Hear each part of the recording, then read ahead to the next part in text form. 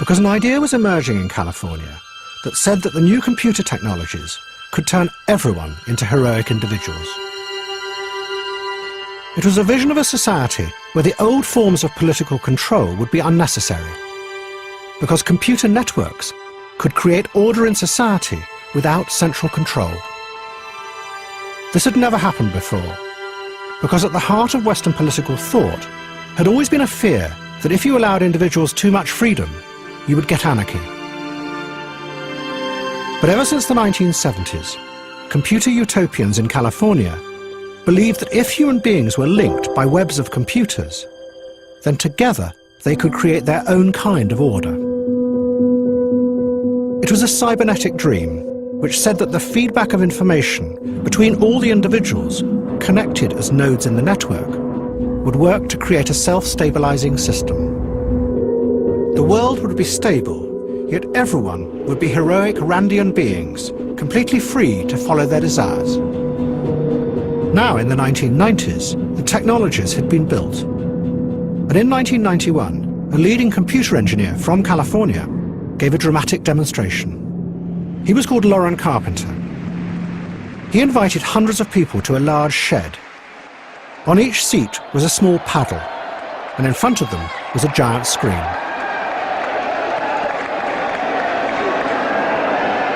We told them nothing for a while. We just left the things on the seats, and people would pick this up and look at it and say, "What's that?" And then somebody noticed that there's little red and green dots up there on the screen, and this is red and green, so maybe that has something to do with that. That would be that. Okay, there I am. And when that happened, the room erupted. Just totally spontaneous. We didn't say anything. Carpenter then began an experiment. He projected the early computer game Pong. Each half of the audience jointly controlled the bat on their side of the screen. If an individual held up red on their paddle, a computer sensor picked it up, and the bat on the screen went down. If they held up green, it went up. But they had to operate it together. When the game is being played and the ball is going back and forth, if it's down here and it's headed that way, some people are going to have to show red to keep it from going all the way to the top. If everybody just showed green, it would slam up to the top and the ball would miss. So something happened in that group of people where some decided to show green and some decided to show red to cause it to stop in the right place.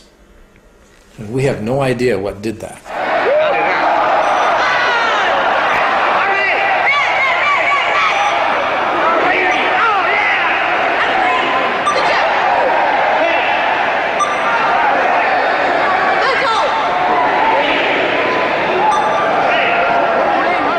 Carpenter believed that what he had created was a model of a society where there was no hierarchy, where everyone made their own decisions without guidance.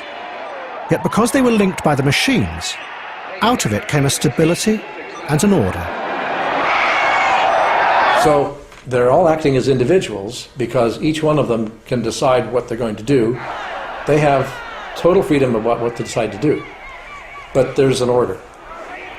There's an order that emerges that gives them a kind of an amoeba-like effect where they surge and they play.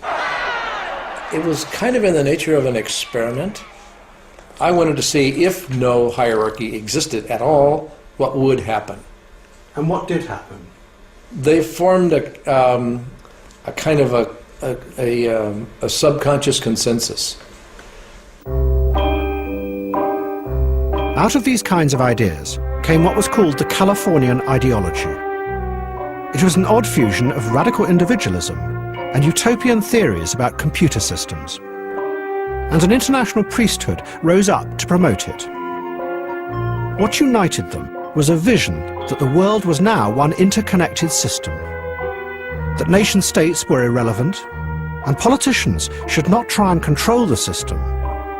They should let it free to create a new kind of democracy. All the mechanisms that we are creating are connecting everything to everything else. They let the individual do their thing. The internet, as it spreads, is going to radically accelerate that process of network formation. A different kind of global governance. Really the fundamental evolution of the global system in the post-Cold War era. And people as consumers have moved into the 21st century. New citizens, networkers who reshape the world. You have citizens forming networks, global, global society, planetary consciousness. Where they are absolutely liberating for the individual. The power has shifted to the citizens, and the government must be a facilitator. They should not, in the traditional sense, control and regulate.